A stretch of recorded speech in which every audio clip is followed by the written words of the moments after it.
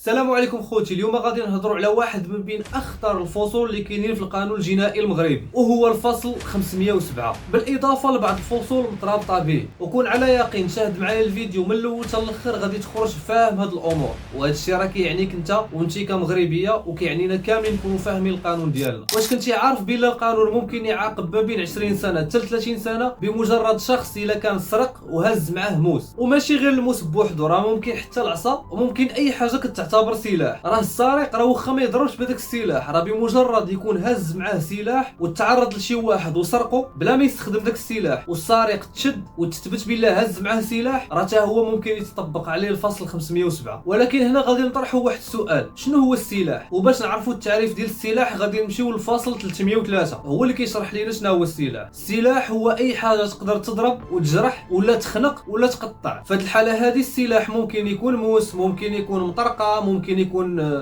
منشار، ممكن يكون شي حاجه اللي ربما تبان لك ماشي سلاح. مثلا كاع نقولوا عقلتوا على البيركار اللي كنا كنستخدموه في الهندسه في الرياضيات. هذاك البيركار حتى هو الواحد ممكن الا كان هزو معاه كسلاح، هذاك حتى هو كيتعتبر سلاح. بخلاصه اي اداه ممكن الواحد يستعملها باش يأذي شخص اخر، فراه تلقائيا كتعتبر سلاح. وزيد على هذا الشيء، راه السلاح ماشي ضروري خص يكون هزو مع السارق، راه ولو يكون هز معاه السلاح مثلا وخلاه في الموطور ولا طوموبيل. مثلا السارق كان غادي طوموبيل ولا موطور، وهبط من الموطور ولا ديك طوموبيل، وفي هاد المركبات هو راه مخلي السلاح فيهم وقام بالسرقه، وتشدد السارق ولقاو في المركبه ديالو مثلا كي قلنا طوموبيل ولا موطور لقاو عنده السلاح، فراه حتى هو كيطبق عليه الفصل ديال 507. هنا غادي نطرحوا تساؤل: كيفاش كيكون التخفيف؟ واش ممكن القاضي يبان ليه شي شخص مثلا وما يخففش عليه، ولا ممكن تكون حاله اخرى ويخفف عليه العقوبه؟ طبعا ممكن. هنا كيدخل الفصل 146. هذا الفصل هذا كيخلي القاضي يخفف العقوبه الا شاف الظروف انها ماشي خطيره بزاف. وبالنسبه للتخفيف، راه القاضي هو اللي كيقدر التخفيف، حيت ممكن يكونوا حالات اللي غيكون فيهم التخفيف، ممكن حالات اللي ما فيهمش التخفيف. ودابا ملي فهمتوا الفصل 146 غادي ندوزوا للفصل 147. كيف قلنا 146 كيخول القاضي باش غادي يكون التخفيف في بعض الظروف. كيجي دابا الفصل 147 كيورينا كيفاش كيكون التخفيف. مثلا شخص تحكم عليه بالاعدام، في التخفيف كينزل الاعدام المؤبد، والمؤبد كيتبدل ما بين 10 سنين حتى 30 سنه، وهكا كيتدرج على حسب الحال. الخلاصه هنا الحاجه اللي كتشكل خطوره بزاف ماشي السرقه بحد ذاتها، وانما السرقه مع وجود سلاح، حيتاش الحالات كتختلف. مثلا واحد الشخص مشى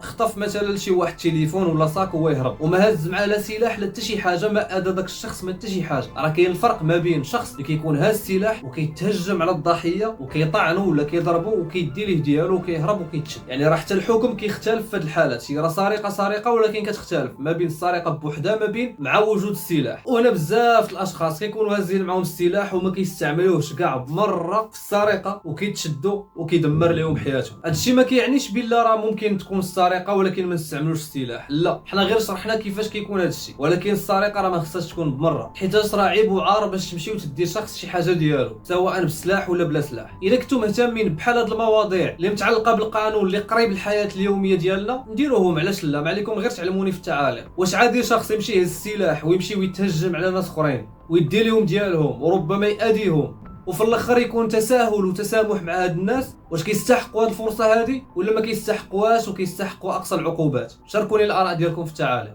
كان معكم الياس توكس، نشوفكم في فيديو جديد.